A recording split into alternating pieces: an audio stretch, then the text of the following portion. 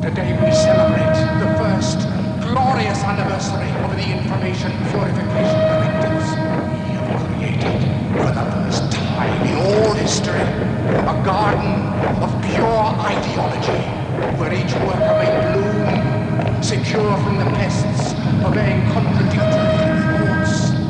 Our unification of thoughts is more powerful a weapon than any fleet or army on earth. We are one people, with one will, one resolve, one cause. Our enemies shall talk themselves to death, and we will bury them with their own confusion. We shall prevail.